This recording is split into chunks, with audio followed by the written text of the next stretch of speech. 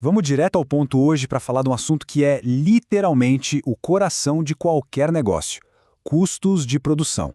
A ideia aqui é transformar essa palavra, que às vezes assusta, de um mero número na planilha para uma ferramenta estratégica poderosa.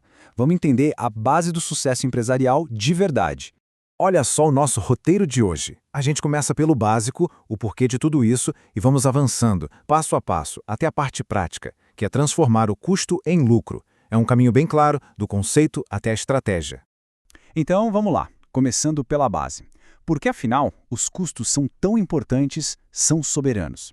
Porque, gente, isso aqui é muito mais do que números. Gerenciar custos é uma questão de sobrevivência e de estratégia.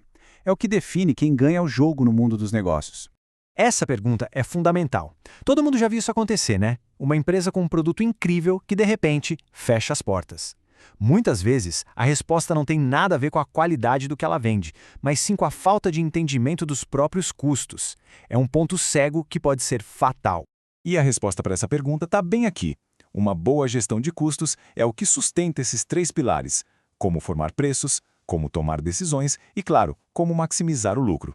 Se essa base é fraca, o negócio cai em armadilhas, como a clássica de vender um produto por um preço que nem paga o que se gastou para fazer ele. Basicamente, pagar para trabalhar. Beleza, então para a gente ter essa base forte, a gente precisa primeiro entender o que é um custo por dentro. Vamos agora dissecar, olhar a anatomia dele. Pensa nisso como aprender a receita básica, os ingredientes essenciais por trás de qualquer produto ou serviço que existe. E o termo principal da nossa conversa é esse: custo de produção. O que isso significa na prática? É a soma de absolutamente tudo que foi gasto para um produto ou serviço passar a existir. Simples assim. É o valor de transformar uma ideia em algo real. E esse custo é formado por três partes principais. Primeiro, a matéria-prima, ou seja, os materiais. Segundo, a mão de obra direta, que são as pessoas que colocam a mão na massa. E terceiro, os custos indiretos de fabricação, que é basicamente todo o resto que ajuda a produção a acontecer, tipo a conta de luz da fábrica ou a manutenção dos equipamentos. E essa fórmula aqui resume tudo de forma brilhante. O custo de produção nada mais é do que a soma desses três elementos. É a equação fundamental que roda em qualquer fábrica, em qualquer lugar do mundo. Ok, agora que a gente já conhece as peças, o próximo passo é organizar. Pensa nos seus custos como uma caixa de ferramentas. Cada tipo de custo é uma ferramenta diferente, com uso específico. O segredo é saber qual ferramenta pegar para cada tipo de decisão que precisa ser tomada. A primeira grande arrumação é separar os custos diretos dos indiretos. O custo direto é fácil, é aquele que você aponta e diz: ok, a madeira desta cadeira custou X. Já os indiretos são mais complicados. O aluguel da fábrica, por exemplo. Ele é essencial para todas as cadeiras. Mas qual é a fatia do aluguel que pertence a cada uma? Essa dificuldade de rastrear é a grande diferença. A outra organização fundamental é entender como o custo se comporta. Os custos fixos, como o nome diz, não mudam. Produzindo 10 ou 1000 itens, o aluguel é o mesmo. Já os custos variáveis dançam conforme a música da produção. Quanto mais se produz, mais se gasta com matéria-prima, por exemplo. Entender essa dinâmica é crucial para qualquer planejamento. E agora, um momento super importante que realmente separa quem entende do assunto. A grande revelação é: nem todo o dinheiro que sai da empresa é a mesma coisa. Parece óbvio, mas não é. Vamos olhar essa tabela com calma, porque ela é a chave da clareza financeira. Custo é o que se gasta para produzir. Ele vira estoque e só dá retorno quando o produto é vendido. Despesa, como marketing, é para vender e administrar o negócio. Não entra no produto. Investimento é um gasto hoje pensando num benefício lá na frente, como comprar uma máquina melhor. E perda? Bom, perda é quando o dinheiro some sem retorno nenhum, tipo num acidente. Dominar isso aqui arruma qualquer confusão nas contas.